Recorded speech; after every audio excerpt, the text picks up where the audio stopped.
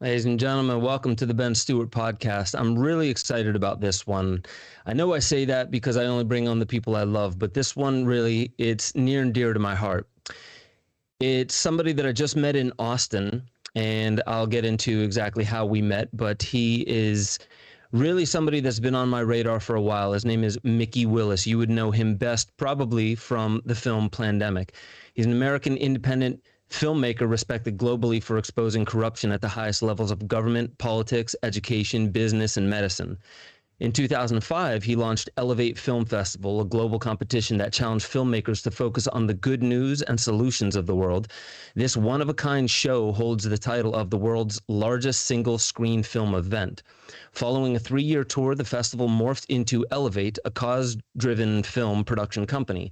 Since then, Elevate has created hundreds of breakthrough productions, including the most viewed and censored documentary of all time, which is Plandemic. Well over 1 billion views to date. Now, mind you, let's get back to that B at the beginning of that. 1 billion views to date. Plandemic also set a world record for the largest documentary live stream, hosting 2 million unique viewers during the world premiere. Currently, Mikki and his team are paving the way for a new genre of documentary production they've branded as forensic filmmaking. Working in conjunction with the benevolent elements of the justice system, Elevate's primary work is to correct false media narratives, which there are a lot, we've gotten into this, as well as how to help solve high-profile criminal cases by piecing together video evidence.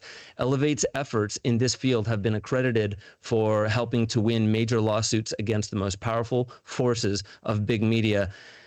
I don't think I could say any more than that. I'm super excited to get to it, so let's get to it on the Ben Stewart podcast.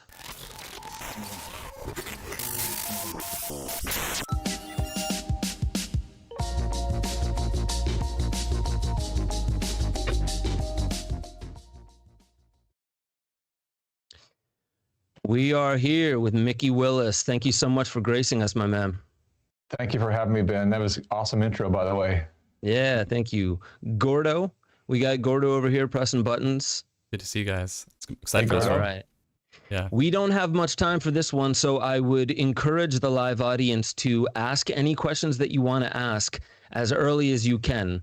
We have a hard out in less than an hour now, so let's just hop straight into it. Mikki, we met when I was in Austin just recently, and you had an event. We'll get into the specifics of the event in a bit.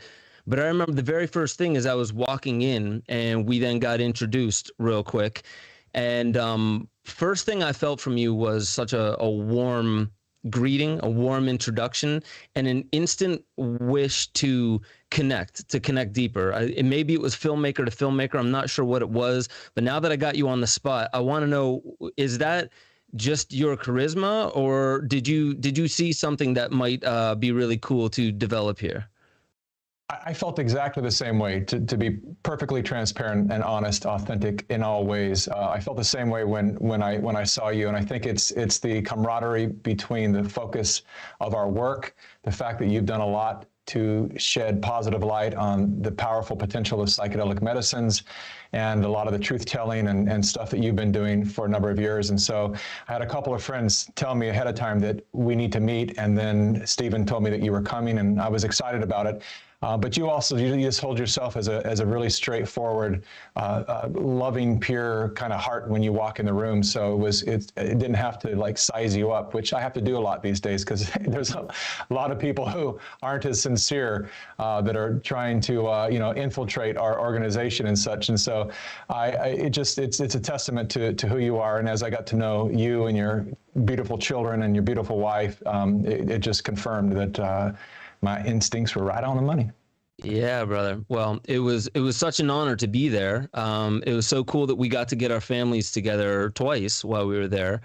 And you had mentioned like having heard that I had basically put stuff out there in the psychedelic community, psychedelica being one of them. One of my inspirations was Neurons to Nirvana. So it was funny that it wasn't until after we had met that I found out that was actually you. I would love to find out what brought the filmmaker Mikki Willis from that film, From Neurons to Nirvana, to Plandemic, and like just give us a little bit of the story. Like, what I think we all know what had to happen in the world for this to get initiated, but maybe just give us your point of view. Sure. Well, the way I see it, those films are intrinsically connected, really, because through that incredible work of sacred psychedelic work, what is it that we align with? That's truth. We come out of the illusion of the world that we were prescribed and programmed into to actually see the greater, grander picture of who and what we are on this planet. And so that work I did intensely for a number of years. I haven't done it in quite a while now. I think that's the beauty of the work too. Is if you're doing the work really from the right place, that it's when it's time to go integrate, and that it's not something to rely on as a crutch or something to be addicted to. And so it's been a number of years since I've done the work, but it really brought me into a place of seeing myself. Things I didn't want to see, how many patterns and things that I had inherited that had nothing to do with my true nature, so that I could ultimately prepare for being a good father, which is one of the most important things from my perspective that I can be. And so for me, it was a natural progression to move on from doing that work to then it transformed all of my professional work. And suddenly the stuff that I was doing before, directing music videos and commercials and other consumer-based endeavors, that it was just something I didn't feel good about doing anymore. I didn't feel good about degrading women in videos and selling records for people that had, messages that ultimately create an environment in a world that I wouldn't be too excited for my kids to inhabit. And so it just kind of was a snap to grid for me to realize the power of media, the honor that comes with, and the responsibility that comes with doing that work. And I realized that I spent many years not being responsible and not taking ownership for the messages that I was putting out in the world, and that it was time to really to do whatever I could to find a higher expression of the thing that I love, which is filmmaking and storytelling. Yeah, it is super powerful. I noticed when I started making films, actually when I made my first film and it went out there, when I started getting feedback from people, it was all over the board. Obviously, I was talking about controversial things, but it was the people who said that I had changed the way they looked at the world that really hit me, probably in the most heartwarming way. And then it was the people who had said that they left their family because they don't believe in the same things, or maybe that, I had one guy say that he left his wife and kids because they don't understand the transformation he's going through, and he ran off to a cabin in the woods to wait this thing out.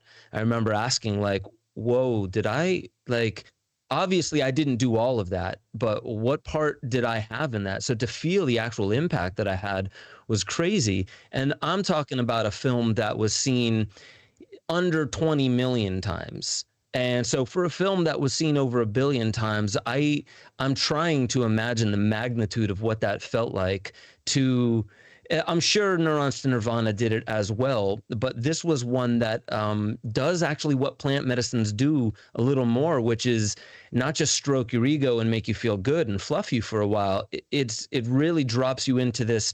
You have to really examine what you call life. And sometimes when you really start to dig beneath the surface, you start uncovering things that are uncomfortable. Plant medicines show us this in the way that we must be shown, and sometimes holds us, beautifully in that space. How did you handle, I guess what I'm saying is, how did you handle the immense amount of feedback? How much of it did you have to go through? And at what point did it start really shaping the future of where you're going to go with content creation? Feedback, I'll take that as a very kind way of saying attacks. It was something else. Of course, there was no way that we could have. We've had a lot of success with viral videos. We've had a couple that have gone over 100 million, but we could never have planned for the first Plandemic was 30 minutes long. For a 30-minute documentary to be seen over 1 billion times, no one could ever predict that. I don't know if it'll ever happen again with the new landscape of censorship and technocracy control. But it was a roller coaster ride, because when it was first released, the majority of people, it was just virtual high fives, people saying, thank you. Oh my God, I knew something was going on. I could feel they could resonate with the truth. And they knew that a lot of people, the same line over and over I was hearing was, thank you for letting me know that I'm not crazy. That I heard over and over, that I knew something was going on, but it just felt impossible, that the rest of the world didn't get it. And your movie helped open my eyes to that possibility. And then the media came out and did its job. And told everyone what a bad person I am and what a bad person Judy Mikovits is. And for her, they had a lot of dirt that was already ready and available because she had already been through a lot of smears, and because she went up against Anthony Fauci and the corrupt medical industry, the scientific industry. They had already done so much to discredit who she was by falsifying a report and having her locked up for 5 days. They threatened her in every single way because she wouldn't play the corrupt game of medicine, and she was becoming a whistleblower, and they wanted to make sure that she didn't follow through with that, which she did, to her credit, because she's a very brave and intelligent woman. But for me, they didn't have the same stuff they could attack me with. They didn't have, I come from the far left. I was an activist forever. My first dive into politics was being on the road promoting Bernie Sanders, traveling with him during his 2016 campaign, and then supporting Tulsi Gabbard. And so they, and a lot of the ideologies that I had, videos that I had done with my children and so forth had gone viral. They were, I would say that they were in favor of leftist ideologies. And so they would look at all my history, the fact that I fought hard for Standing Rock and for 2.5 years and won a bunch of court cases for the water protectors. They looked at all that, and they had a really hard time putting me in that basket of deplorables and calling me right wing or any of that. So they resorted to all kinds of just crazy smears and whatever they could do to convince people that a video of my birthday party was a cult gathering, and the incredible, beautiful flash dance that my wife choreographed to dance through the 5 decades of my life was somehow, she was a Jezebel and it was black magic, and just really reaching hard to try to smear our characters because they didn't want anyone to consider that the wild claims that we made, which thank God we did such a thorough job of researching and validating everything, because to date, not one claim has been proven inaccurate. But the claims that they were most uptight about was that we said that the virus was manufactured by man through gain-of-function research, paid for by Anthony Fauci through NIH, and leaked through the Wuhan lab. That was one of the major claims that we stated, and everyone said we were absolutely crazy for ever considering that this saint by the name of Anthony Fauci would ever be involved in anything that wasn't for the betterment of our global health. And, already a year and a half later, I think that that narrative has changed dramatically. Mm. Yeah, according to Fauci, you were attacking the science, not even him. Well, he is science, so I understand. He was third person. That's always a good sign. Science the other day, and then I'm so surprised. It's like, there he is, his face, science. Wow. That's amazing. Oh, finally, we have a picture of science. Model picture. You interestingly said earlier the Science Institution, and I want to get to that because, I think science is an aspect of consciousness, and an institution of science is more or less mob rule. It's sanctioned by its own authority. What I noticed was there were a lot of, if there were ever more debunking YouTube videos about any other film, I'd be really surprised to see it. And so what's interesting is I remember going and looking through some of these debunking films, and most of it was when you really get down to it, it was either in the semantics category or it was based in logical fallacies. And the main one being, forgive me, is it ad hominem, the one where you're attacking the character of somebody and ignoring the argument? So with that, for sure. And, I really want to jump into the meatiest questions here in the interest of time is for the ones that you saw that just could not cross a threshold of, okay, I see what you're saying. I this actually helps me to adjust that meter that I think it was Einstein said is like, at some point you have to ask yourself, are you in a safe universe or not? And I think if it didn't at least move the needle for people who weren't previously into it, I wonder, what is that brick wall when there is even Socratic logic laid forth, and that thing psychologically that you find keeps people from even willing to entertain that the world is different or less safe than the one they used to believe in? Well, because for decades, it's the way I see it. For decades, politics we have pitted us, our ideologies against each other, and so we're in an ideological war. And so for someone to admit they're wrong or that they're not sure about their position is to lose the war as far as they're concerned. And so it's very difficult for people to surrender to that. This idea of, because pure science is really the exploration of what's possible. And so people aren't in that anymore. They have a side. The sides are very defined and very clear, and my side agrees with this, and this is what we've all have agreed to. And if you are outside of that, you're not on our side. And so for somebody, and then there's that, and then there's just, we're dealing with a human organism that has been infected for decades with this thing we call ego. And the ego wants to be right. And so that's a big part of it. When you've put yourself out there and you've shamed people, and beyond that, you've actually made choices. Perhaps you had your children unsafely vaccinated somehow, and they have extreme allergies, or they've been dealing with autoimmune issues or whatever. And in the back of your mind as a parent, in the back of your heart, I should say, something is always eating at you, wondering, did I make that choice? And am I the one who actually brought damage to the one thing that I'm here to protect more than anything, my child? And so to accept that they might be wrong is to lean into taking responsibility for other choices that they've made that will ultimately create a lot of suffering for them and a lot of pain when they come to the realization that they have been led astray. And I like to tell people, to just forgive yourself if that's the case. You understand that you've had trillions of dollars of propaganda and psychological manipulation that led all of us into believing that these people that are at the forefront of our global health policies are people that actually care about us. And the past 2 years have shown us that that's not exactly so.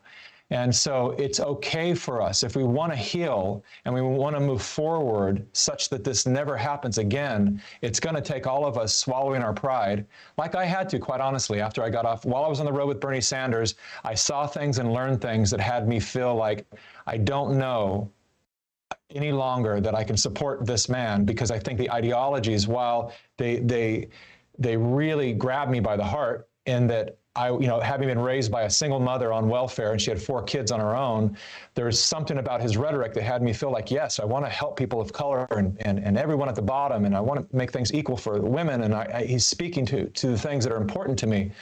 But after I was on the road long enough, and I had conducted enough interviews with his followers, his staff, and everyone that we met along the way, I realized that a lot of what he was doing felt more like a Trojan horse for something else.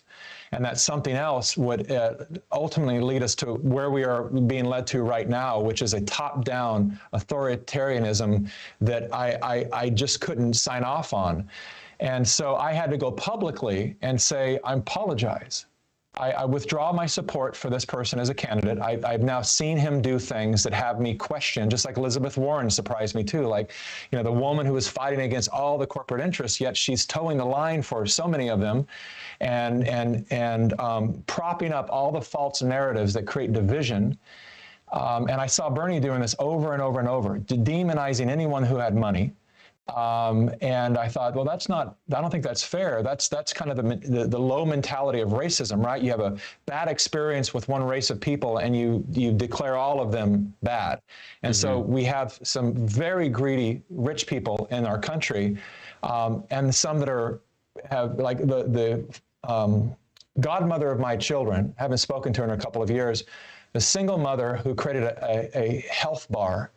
And she's now worth $200 million. She struck it rich. She worked her ass off as a single mom, and she sold her company.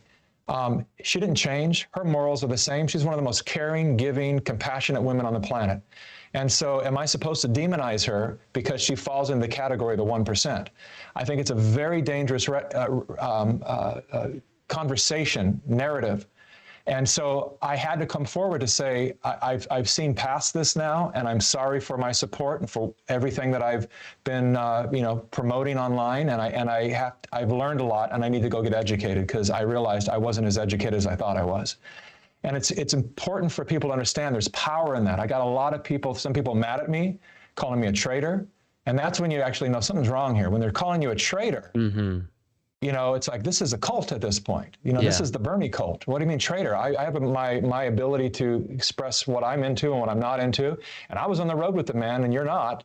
And I'm a traitor for admitting what I saw. And that's interesting because they don't want to hear or consider that what they've put out in the world could potentially not be the right answer.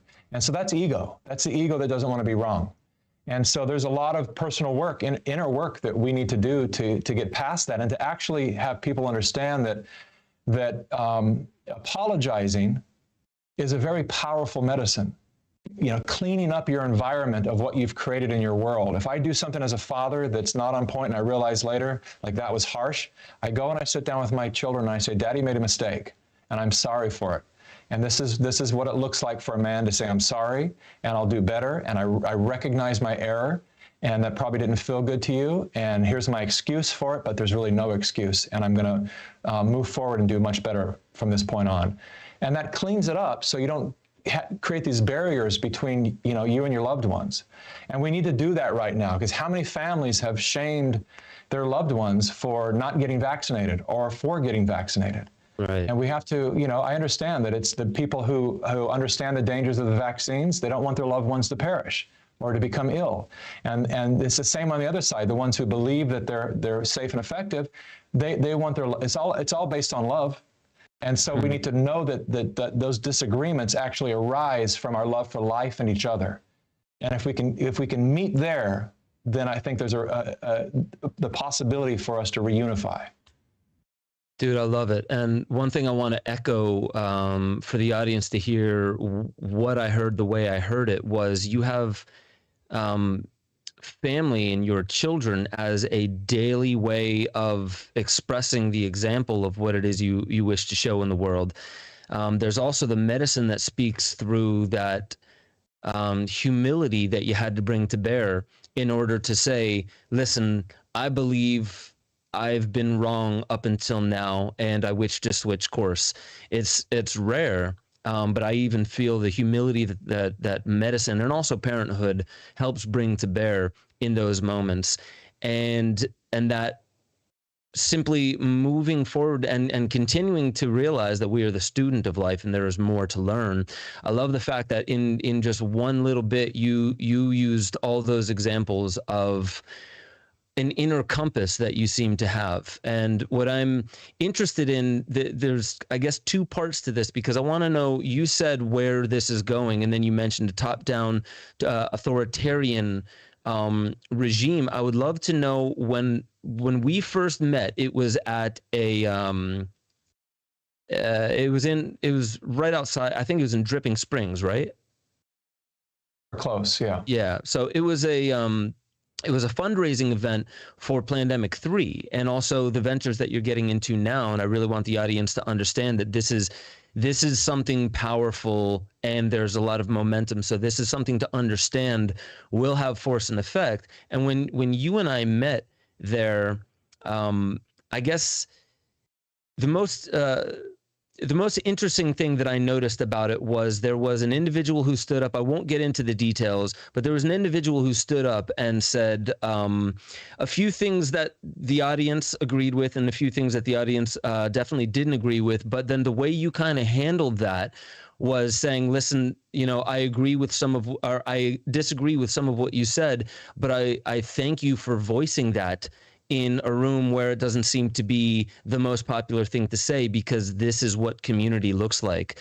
It feels like you've really started to bring out solutions in what it is that you see is happening in the world. So the two parts of this question is, where you mentioned there that, this transhuman movement. I want to, like, I've actually done interviews about this, but I want to understand what you surmise about the transhuman movement, the transhuman agenda, how that kind of ties into what's happening right now. And also on the tail of that, I'll remind you if you don't get to it, but solutions, like what do you feel like are the real viable solutions? Is it just waiting for somebody better than Bernie to vote for? Is it potentially that, but most dominantly now the art that you're creating? Is it community? I would love to know your thoughts. But first, starting on like, where is what's happening in the world headed in your opinion, and then how do we address that? Well, there's a war on nature, and you can call that God. It's intrinsically connected, and I think it's been happening for a number of decades, and if we're severed from our nature, we're severed from our natural intelligence, which is greater than any human can offer us ever. We become tapped into this benevolent, infinite broadcast of intelligence that all of the nature around us is in tune to, except for us, because we have been systemically, and by design, pulled away from it through a number of years and through very, very process of gradual steps to having us literally reject our own nature. That's why we say things like we're only human, instead of understanding like what a privilege, what an honor it is to be able to inhabit these bodies, these highly resilient and brilliant instruments of biology that are extraordinary. And yet we have this low esteem of who and what we are. And what then that creates is the environment for us to then follow people that present themselves to be higher than or better than or smarter than. And so it's all part of the design, part of the mind control systems that have us, constantly drilled at what, the horrible experiment gone wrong. We're parasites on the planet. All this language you hear in all of our movies and people speaking about all the time. And religion also has a great deal of responsibility to take there. This idea that we're just born wrong and sinners and we need to repent and we might end up in a better place someday. While I am more and more a lover of the Creator by whatever name you choose to call it, I also recognize the shortcomings of some of the biblical teachings that have us feel like this is just a certain sort of purgatory and we'll graduate to the right place later on. No, this is it. This is it right near. We're tasked with creating heaven on earth right here. It's not a place we get to later.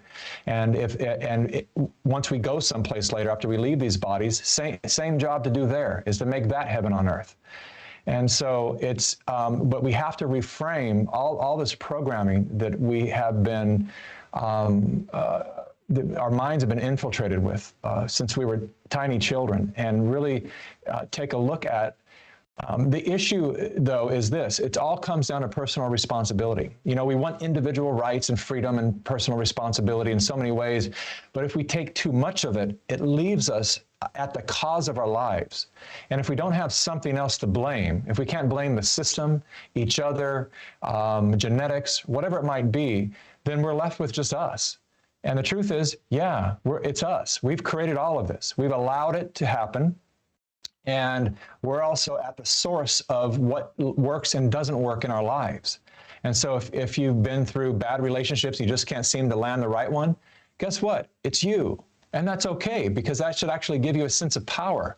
And that's where the taking responsibility and ownership and apologizing, that's where we start to see the fruits of that labor, because we realize that, well, if I'm the source of it, if I've created this hell in my life, then the good news is I don't need anyone to help me get out of it. I can recreate it and make better choices moving forward, find out what the mistakes are that I made, and what the misaligned programming is that I need to flush out of my brain, and start to live organically, naturally. And so there's a real concerted effort. It's what is creating the fascination with the transhumanism movement. There's a real concerted effort to have us more machine-like and less human-like, less organic, we almost feel like we've reached the edge of our limitations with being human. And the truth is, we haven't even scratched the surface. Yeah. We've never operated fully on intuition, what's possible when we are listening to this divine broadcast that's available out there. You know, we have fleeting glimpses at it. We do psychedelic work or through meditation or near-death experience, whatever it might be. And we see this beyond the grand illusion, and we realize, well, the very same thing. We all come. I always say this kind of as a joke, but it's real. My wife and I led ayahuasca ceremonies for 7.5 years, and we had giant circles of 60, 65,000. Now, I didn't lead them. We had a Peruvian shaman do it, but we hosted the ceremonies, and we would do it at least once a month. And I never heard one person come out of these ceremonies and say, "I just learned that I'm separate from everything, and everything is a mess." I've never heard anyone say that. Everyone, and you see, everyone laughs when I say that because they know that it's the exact opposite. People come out of it by saying, "I just realized that everything is divine, and I'm connected to all there is. Like I'm part of the leaves and the trees and the animals and the water and all of that. Like we're all this intrinsically connected to all life, and that I'm exactly on time and in the exact body I need, with the exact mind and heart and everything is exactly, it's the thinking otherwise. It's the billboards that tell me I need to be something else, and the commercials and the movies and these false narratives that tell me that I should look like him or her or behave this way, or I missed the boat, it's too late now, too late for the dream." And none of that's real. This is what they realize, and I know that you will concur this, that and this is what the majority of the people say when they have their ceremony after the ceremony. And so that's what's real. And anything outside of that is the product of a distracted mind by being constantly corralled into believing that this physical realm is all there is.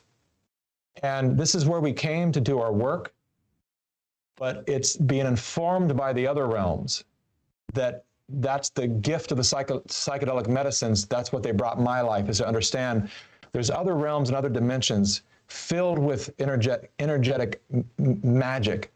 And if I'm still enough in my day to recall that and remember that, I allow some kind of guidance to come in that's so much smarter than I could ever possibly be, that actually helps clarify the confusion in my life, what choice to make next, who belongs in my life, who doesn't, what I need to do to help my children and my wife. And so there's a real kind of a divine director of our lives that's always waiting to inform us the way it informs flocks of birds that can fly, 1,000 at a time as one body. It's a remarkable thing to witness. How do they do that? What are they listening to? There are no verbal cues, no visual cues. They're guided by like the same consciousness where they're moving as one unit. And humans, because of all the interference and the disruptions within our natural patterns, we can barely even be in relationship with each other. And so that's what we need to come back to, understanding that there's a separation between us and our nature, and do everything in our powers to tune out the digital world as much as we can. We need our devices to a certain extent, and they're wonderful and valuable in certain aspects, but that we don't merge with those machines, that we keep a very clear distinction between what's human and what's not. I really appreciate that. Before I get on to, because I have a really, nice question I want to ask you about the gift, like probably the biggest gift that you got from not just making the film, but leading down this path, but about the technology specifically. What would you say are the main offenders technologically? I know that social media, and when people started seeing the social dilemma, they started catching on to that our dopamine pathways are being hijacked, or have been hijacked, actually. And long before the internet, I mean, this is also with propaganda in general, but it's being accelerated, it seems, in these times. And so we all have phones, and we use them to a degree. We are connected to a degree, But then there's data harvesting in that respect. And then there also seems to be where it's going with the Internet of Bodies, if you're familiar with that, with basically the Internet of Things devices that go on, in, or around the body, tracking everything that we do. What are you most worried about, or what do you think we just simply need to re-envision a little bit, a quick solution of one of these main culprits in the tech world, because tech's not going away. So nothing that you said makes it seem like we need to go backwards. So what does going forward look like to you? Well, I'm actually a lover of technology, and I appreciate it, but just like anything else, just like sex, there's sacred sex and there's very dark and demented sex. Mm-hmm. And there's food, and then there's the stuff that most of us eat, which is not food. And it's very destructive to the body. And so it's really about the way that we engage with all of the different items in our life. How responsible are we? And I'll admit to you, I'm addicted to my cell phone. This one day this week, I decided I'm not going to take it into the gym with me. And I can't tell you how many times I patted my pockets and my pouch going, where? Oh God, like it's panic of my phone's not with me. And I just like, wow, I gotta, this is some work for me to do here, because I've just grown so accustomed to checking it every 5 minutes. And I have those phantom vibrations that go off where it's like, it's not even here, but it felt like my phone just vibrated. And so that informs me that I have work to do to make sure that I utilize these things in a very responsible and healthy way, but I don't misuse them, like we're misusing sex, and we're misusing food, and all the other things that can be beautiful to a degree. And so how do we use them rightfully? And how do we not allow them to take over our person-to-person communications, where we'd rather text somebody than actually look them in the eyes and say hi to them and hug them? And so it's really about us, again, gaining responsibility for our behavior and all of our habits and patterns, and be the observer, the watcher of the things that we do on a repetitious basis, and look at that. And then you just ask simple questions like, is there a better way that I can interact with this device? Should I leave it home a couple of times a day? Is there a way that I can, because I saw, as you met my two boys, I have a 7-year-old, a 10-year-old, and for about a year we said, well, let's try this video game thing. We'll have limitations on it, but let's try it, because their friends are into it, and it might be a way. Perhaps we can find a way to make it a positive experience for them. Mm-hmm. And man, within a year's time, it showed up in all the negative ways. And I know it's tough as a parent, because it was so good when our little ones were little and we were just able to go, I have to have this meeting right now. You're fussy at the table. Here's an iPad. Stare at that for an hour so I can get this meeting done. And I understand that sometimes we have to do that. But what I noticed in my children was the real world was becoming boring. Yeah. And that's a problem, when they would just rather not go to a water park, but they'd rather stay home and play Minecraft. When everything was, how you doing? Is this cool, buddy? It's okay. Or they're silent in the backseat of the car, and it's like, what's going on back there? What are you thinking about? Oh, I was just thinking about the creeper and how I need to, when I get home, I'm gonna, wow, that's a video game. Why are you thinking about a video game as you're, look at nature, look at all this beautiful stuff around, and they were just getting bored with reality, because you can't compete with, 3D graphics and all of the stuff that comes with these incredibly programmed video games. And so we started tapering back until it reached a point where we just said, done. And thank God my kids are so resilient and well behaved, because they didn't have a big problem with it. They negotiated for more time, or can we do it sometimes, or can we keep Just Dance? And I'm like, yeah, you can actually keep Just Dance, because Just Dance is an awesome video game where they dance to the machine and they're moving their bodies and they're learning how to dance. And I said, absolutely, I don't see the same problem with that one. And there's a few learning games that we'll keep, but the rest, they're gone. And within a week's time, that spark came back. They're present to where we are. They start driving the car. They're pointing at things. And what does that mean, Dad? And check that out over there. And they're back in the real world again. And so in answer to your question, I think that the challenge is us not to get lost in this digital realm. And people, in the same way that they use drugs to escape the challenges of reality, this is another form of drug and addiction. And so I just think that we just have to be responsible enough to know, everything's a process of understanding when too much is too much. Yeah. And drawing those boundaries for ourselves and saying, as much as I want more, it's kind of like, my wife and I, we have Fries Day every Friday. Tomorrow's Fries Day. Mm-hmm. And because we're both addicted to French fries. And so we had to make a fun game around it where we said, guess what? Okay, one day a week and it's Fries Day.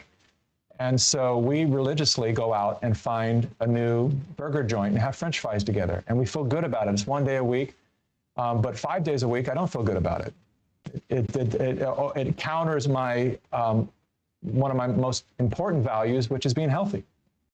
Yeah. And so that's the way that we create, our own gamified boundaries in our life, where we will, every now and then we'll make exceptions. We go to a wedding and they're serving French fries. We go, okay, under this circumstance, we'll go ahead and partake in this. But let's not kid ourselves and call every little moment, hey, there's no traffic today. We can have French fries. My wife has a tendency to sometimes call every moment, well, so-and-so's in town. Let's have fries. It's only Tuesday. And I said, no, I don't know, babe. We got to, it's discipline. Let's discipline ourselves.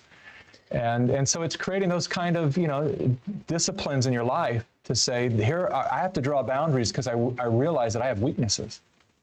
Yeah. Yeah. Parents really are the main line of defense for the future generations, because one day we're going to grow out of these bodies and they're going to inherit what we've left, and really creating virtuous people is paramount, because there's no system or governmental apparatus that can be created that can protect against all of the corruptions of the human condition, especially in large groups. And so there's that. And then I also I would love to know your thoughts on moving forward in this decade, between 2020 and 2030. I've often said, I feel like we're going to experience more change in this decade than we have in our lives, anyone who's alive right now. And so I would love to know your thoughts on, what does community look like moving forward? What is the importance of community, and how can people potentially engage with what's going on in the world using technology, but also outside of those bounds? What do you feel, from having talked with countless people who are looking at these issues in the world, where do you see community fitting into this future? Well, community is essential. My family and I moved to Texas because we felt pretty much abandoned by the community that we're a part of. When Plandemic came out, it was kind of shocking, because we lived in a little valley that's known as one of the most conscious yoga and meditation locations in California, called Ojai. And, half of the people were very hateful. They didn't want to sit down and talk. They listened to the media, and they were very hateful and started to petition online to try to make my family move. I mean, it was quite shocking. People saying, I know where they live. Let's go get them right now. Let's call child protective custody and take their children away. I was just like, wow, they have no idea what's coming. And most of them do now. Now they realize, 2 weeks to flatten the curve is now 2 years later, and now all the stuff that we told you was coming is here. And so some of them call and apologize, but again, the ego's so strong that few of them do. Or they do it in an underhanded way, where they'll send me a link and say, isn't this what your movie said? So yeah, it is. What do you think about that? And so I don't hold any anger towards them. I understand, again, like I said earlier, it's their love for life and each other they're just misdirected. Their rage is misdirected, and it's a good thing that they're waking up, because pretty soon they'll be able to use that rage rightfully and stand against the people that are actually the danger.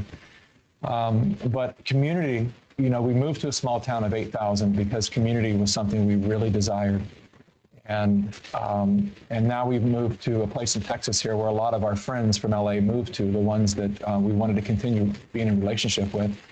And so we have this very tight-knit, very supportive, very loyal and honest community, even where we have doctors within our own community. And so we almost never have to go to the hospital because, kid cuts himself and we go roll up, or there's a house call and our doctors stitch it up and here's $100, thank you so much. And so we're taking care of ourselves in that way because we've lost faith in the system. And but having a supportive community around, especially with the coming times, it's definitely going to get worse before it gets better. It's absolutely going to get better in a way that's unimaginable at this point. But it's also going to get worse in ways that's unimaginable at this point. And it's very important for people to have your community identified and have plans identified too. Like, should the power go out? Should cell communication go out? Should the internet go out? All these things that are possible. Should our food supply go out? Who has the garden? Who has the garden that can feed us for 3 months?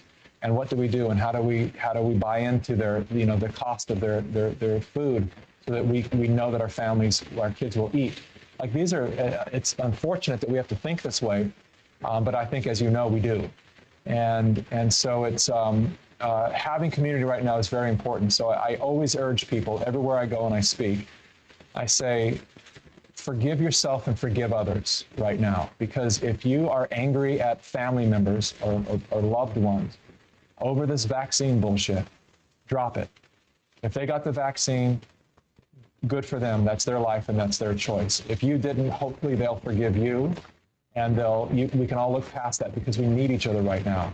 It's the one issue I have with because I've been so banned around the world, I find myself speaking at a lot of mega churches. There's a lot of major freedom events going on at mega churches. And every now and then it just never fails that I'll speak after some pastor that rails about, gay people. And I just, it's like, right now in this time in our world, first of all, that's something that I am truly about freedom. And so it's like, as long as you're loving someone, I don't care who you love. If you're doing damage to the planet and your ideologies are now infecting my children in a negative way, I have a problem with that. But aside from that, if you're 2 men and you love each other, good for you. Good for you. Just love each other, treat each other great. 2 women, same thing. I really don't. It's not my business. I want you to be free and happy and healthy. And when I go to these events and I suddenly hear this condemnation for the way, it's so hypocritical. It's like, here you are on one hand speaking about the importance of liberty and freedom and patriotism, only if you agree with my form of religion. Right. And I think all sides, the leftists become incredibly hypocritical. Every time they call something fascist, it's usually while they're committing an act of fascism. And so it's incredibly hypocritical. But the right is the same. It can be the same way in other aspects. And so we need to look at that stuff and just understand that it's about us getting authentic with our belief systems and realizing that if we believe in freedom, then grant that to everybody, not just those who agree with you. And right now we need each other more than anything. So to alienate bisexual and gay people right now because of their choice of their life, to me, is just idiotic and counterproductive to what we need to do most right now, and that's unify. Yeah, it's definitely, we're moving out of this phase where we need to worry so much about people's ideologies and really take a look at where the harmony exists, not the disharmony. I really appreciate the way you're saying that. We only got a couple minutes left, and I really want to make sure that the audience understands what's coming up next for you and what you need to do it. How can we help this come to fruition? Because you definitely got to stay in the game. I want to say this real quick. Destiny Rocks in the chat said, "Wow, I'm sorry you went through that. So awful." But what's beautiful is the way you hold it. Doesn't seem like it was an awful thing. These were teachings. But where can we watch Plandemic now? I would love to see it again. And I want the audience to understand, where can they watch that and what's next for you and how can we help? If that is your name or your handle, whatever it is, thank you for that comment. My life is better than it's ever been right now. And that's the product of moving into your true life purpose. I thought filmmaking was my purpose, and now I realize it's just the medium through which I express my purpose. My purpose is to tell the truth.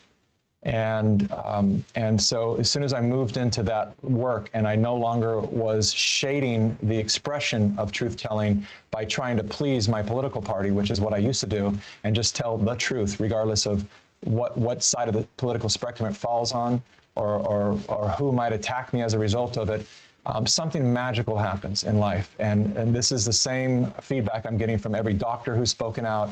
Everyone who's on the front line of the situation right now speaking out, we'll sit at my table and we'll just kind of marvel at, like, how's your life going right now? It's like, it's more magical and amazing than it's ever been. You too? Like, what is the phenomenon that creates this? I don't know, but all I know is it's real. Plandemicseries.com is my website. On there is a donate button. We are right now receiving donations for Plandemic 3, which is going to blow people away. It is to stop the indoctrination of our children and create new pathways for us to live and relate together, to educate our children, to grow our food, to become sovereign. What kind of legal structures are there that actually protect us from our corrupt federal government? It's going to be filled with a lot of great stuff, and we're about a third into it right now. We've interviewed the top doctors from all over the world and psychologists, and so there's a donate button on there, and I'd really appreciate your help there because our model is really simple. The way that Plandemic has set records, world records, is that 100% of it was donated, which means as a filmmaker, and you know this, Ben, anytime that we have an ROI, a return on investment, we have to really consider where the film is seen and how much money it's going to make, and you got to pay back your investors. And because we do everything by donation, it allows us to give our films away for free. We don't turn on even a commercial. We don't want any barriers to viewing the film. We could have made hundreds of thousands of dollars off of Plandemic 1, particularly, if we would have turned on YouTube commercials. We didn't turn on one. And I was offered $17 million for the Plandemic to license to share the licensing of the Plandemic brand, and I turned it down. We refused to make $1 off this film. It's 100% nonprofit, so that we can fully give it away, and we'll never end up in a situation where we have someone trying to steer us in another direction. That's why we won't receive any kind of investment in our company or anything like that. We're doing just fine. We make enough to get by. None of us are rich, but we make enough to do our work, to feed our children, and to enjoy our, some good food every now and then, which is where I'm heading off to right now, a dinner meeting, which is why I have a heart out, very important dinner meeting that I'm heading to. So that's plandemicseries.com, and also sign up for our newsletter. It's on there, and that's how we communicate with the world right now, is through our newsletter. So that's where people hear everything first. And so click on that. There's also a link to my book. My book went #1 and became a bestseller because it not only does it reveal more truth, but it actually, it's medicine in certain ways to help us heal. So people are buying it for family members who are on the fence or not quite sure yet. And the reports that I'm getting back are really satisfying, in that it was the thing that woke my father up, or the thing that had my mother accept, or my sister, my brother, whatever it might be. And it was written for that aspect, to really heal the wounds that have been, the wedges that have been driven in between loved ones. And there's one other important thing on that website, and that is we are promoting the work of Dr. Zelenko. And if you've seen him or not, he's the Hasidic Jewish man with a long beard. And he got totally demonized when he recommended to President Trump to take hydroxychloroquine, which had Trump better in 3 days. And that's when they began the whole political spin on how dangerous hydroxychloroquine is, just like they did with ivermectin recently, calling it a horse dewormer. And every doctor in the world knows that neither one of those medicines fit any of those descriptions, although ivermectin is dual purpose and can be used for livestock. It's a very, very potent medicine for humans, and has had incredible results in treating COVID patients. And so on there, if you watch the video that's on there, and if you go to you click on that link, there is a free formula that you can get over the counter. It is very critical right now. Please trust me on this. Boost your immune system now. Take it religiously every single day. Boost your immune system. We're about to have a very dark winter because we have literally an epidemic of immune issues because of the rollout of the vaccines at a very irresponsible time. And so you've probably already noticed in your life right now that everyone's sick, kind of prematurely and more than usual and longer than usual. This is due to a collective immune deficiency. And so look at that formula. It's available over the counter. The formula is for free. Dr. Zelenko has supplied it in a bottle altogether. You can buy it if you want to buy it directly from him, or just go and get it over the counter. But start stocking up on that right now. It's all the good stuff to bulletproof your immune system. I love it, man. You spent the better part of telling people how to connect with you and support you by telling them how to support their own immune system. I got to commend you for that. I've really appreciated getting to know you and your family. One of the first things I said to you after I saw the video that you shared to the audience there was, I'm going to help you. Because when I feel resonance, I understand what I want to harmonize with. Let's just talk about it in singing terms. You're singing a message, and I want to sing a harmony to it. So, in the interest of time, man, I just have to thank you so much for taking the time out of your busy schedule to come join this audience. I love what you're doing. I hope the audience, which we've had a bunch of really good feedback in the chats. I hope everybody can go to plandemicseries.com and check it out, check into everything that he told you, and we'll have all this information below in the show notes. And Mikki, just man of my heart, I love you. Keep doing what you're doing, man. Thank you. I want to say real quick, too, there's a contact us on our website. And if any of your viewers reach out and put me in the subject, I read everything that's sent to us. And so I'd love to hear from them. And my brother, I love and appreciate you, too. It's been so great getting to know you this month. Perfect. Beautiful. Yeah. Well, ladies and gentlemen, you heard it. It's going to be here. It's already live on YouTube. We're going to have everything you need to know in the show notes. I just want to say I love you. I appreciate you so much. It's because of you that I keep coming back to this computer, sitting in this seated position, hours and hours a day. It's because of all of you. And it's because I know how potent and powerful this kind of work is. So thank you all. That's where I'm going to end it on the Ben Stewart podcast.